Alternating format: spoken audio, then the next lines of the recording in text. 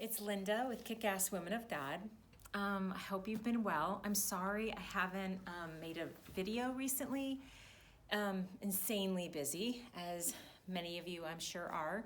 I just want to give a shout out to the single ladies in the house that have been working their asses off. Like this one, getting up 4:30, 3:30 in the morning, doing your job, and just hustling, trying to pay the bills. And and you're kind of on your own, but you have God to help you. So I want to give a shout out to you. You're awesome. And today we're going to talk about Jerosheba. So many of you may know her, some of you may not. Jerosheba is an amazing woman. We find her in 2 Kings chapter 11, and we also find her in 2 Chronicles, I believe chapter, 23, okay, as well. 2 Chronicles chapter 23 and 22 and 23. She's actually in 22. 2 Chronicles, but she was the half-sister of Alethea, who I believe her son was killed.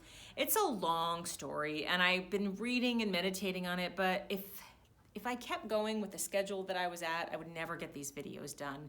And Jerosheba is another amazing woman. Her husband was Jehoiada, the high priest. Talk about marriage, like great partnership, relationship, power couple, both in leadership. Just amazing couple. If you're into wanting to get married, that's a great example to study. And so what's happened at this point, Judah has just been, not serving, Yahweh, okay? And they've been living in sin. And so Alethea, her son Jehu, who kills her son, he makes himself king, he kills her son, Alethea's son. So there's going to be a little trauma there, right, for Alethea. And so she decides to kill off her entire family to prevent any of the lineage killing to take the throne, right? And so I don't want to just fully make her seem like she's a total Jezebel. I'm sure she kind of is, but she's killing her family, but her son was just killed. I mean, this is history of killing, trauma. I mean, it's going to have an effect, period, right? And more killing and more trauma is just going to produce more and more. So what does she decide to do? She decides to kill her whole family. But her half-sister, apparently, and I also heard it was her aunt, I don't know, gets all really into it. Alethea is the half-sister of Jerosheba.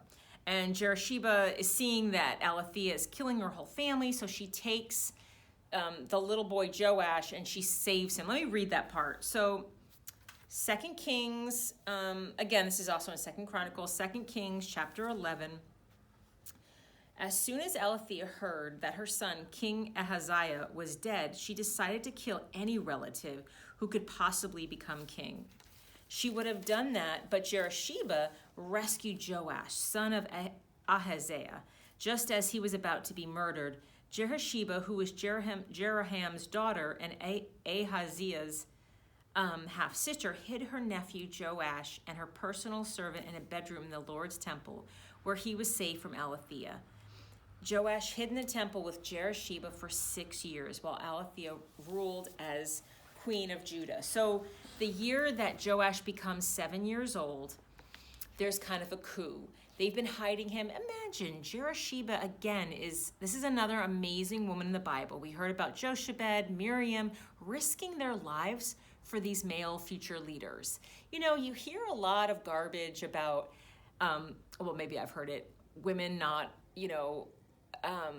they want to hear all these stories, and they're, gossipy and they're all these things, but these are badass women risking their lives. Jeroshebas, Miriam, you hear that Miriam is, talking back about Moses, she gets leprosy. Dude, she saved her brother. She, Miriam was playing the the band, whatever, the shake thing, when they were crossing the Red Sea. These women, Jeroshebas, his mother, plotted with the sister to save his life, future leader of Israel. And Puah and Shiphrah, we learned previously the same book for Miriam and Jochebed, Exodus 1, risking their lives for the future males of Israel, like to prevent genocide. Women risking their lives for future male leaders. Enough said. So Jerosheba is another example. Pastors, if you're like, oh, there's just so few women, give me a break. Eat some donuts and really get into the word and do cross references because it's there. You just choose to make another drama mama about David and all his women, or you could kind of focus in on the women that saved and risked their lives for the leaders of Israel. It's pretty badass moves. So in the 7th year of Joash, they save his life.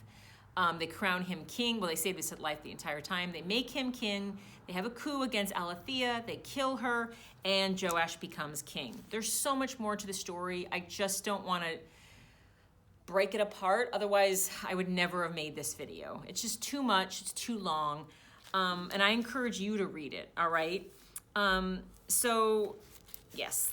But what's really sad about this, so basically, Jerosheba hid him for 6 years, protected, risked her life for his.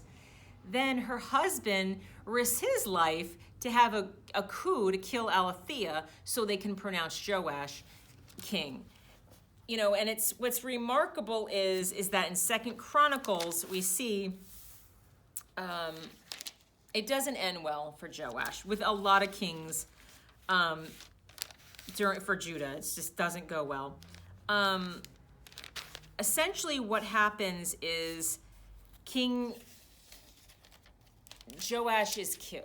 Basically, he does not honor God. He's king for 40 years. Jehoiada, the high priest, Jerosheba's husband, has taught him the right way how to serve God. He has walked in his ways.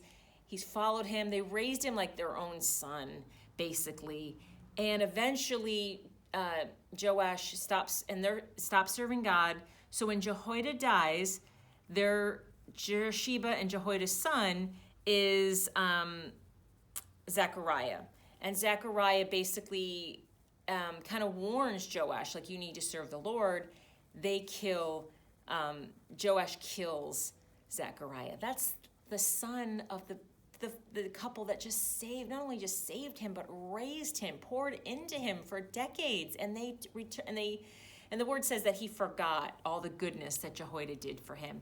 Really? You forget of decades? Like, that to me is mind-blowing. And I didn't outline it or underline it, and I don't want to look for it right now because it'll just take away from this time that we have. But it's really sad, and I just wanted to kind of say that because he's later killed. Joash is then later killed as well, shortly after killing Zechariah, which is crazy. And it says, I think in 2 Chronicles chapter 24, verse 20, God's Spirit spoke to Zechariah, son of Jehoiada, the priest, and Zechariah told everyone that God was saying, why are you disobeying me and my laws? This will only bring punishment. You have deserted me, so now I will desert you.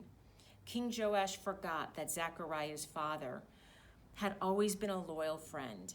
So when the people of Judah plotted to kill Zechariah, Joash joined them and gave orders for them to stone him to death in the courtyard of the temple. As Zechariah was dying, he said, I pray that the Lord will see this and punish all of you. Kind of an interesting parallel to Stephen in the New Testament when he's being stoned and he's crying out, Lord, forgive them. That's kind of interesting. That's what Christ brought to it. You know, he brings not just righteousness, but he brings forgiveness. That's just a really cool parallel between Zechariah's stoning and Stephen's stoning. But back to Joash, you know, his people were killing him and he just joins in. You're the leader of your nation and you're like, oh yeah, I don't like what I'm hearing, so I'm going to kill you.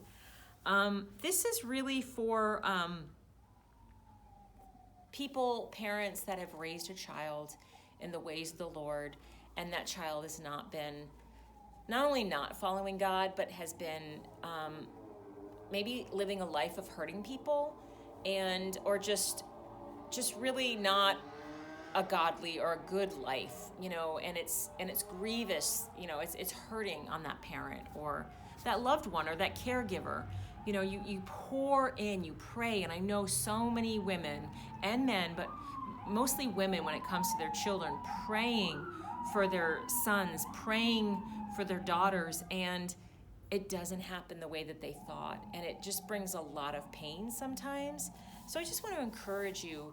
We don't always get that Moses ending, right? Where Jochebed and Miriam interceded and they had a leader like Moses that, you know, stands up uprightly and lives the rest of his life that way. Sometimes that doesn't happen.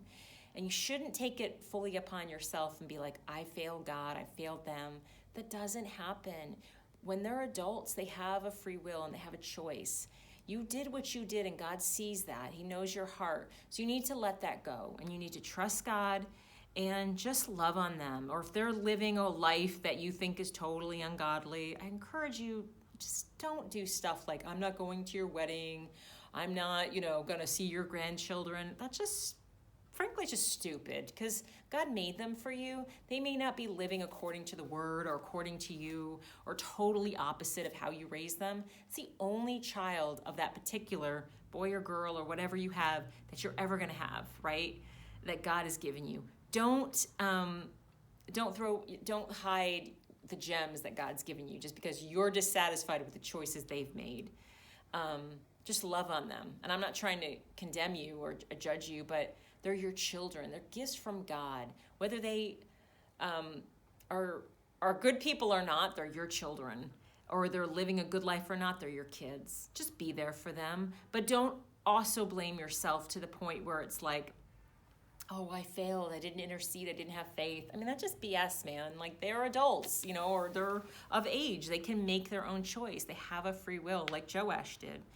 You did what you did. And I want to encourage women that have not been being heard.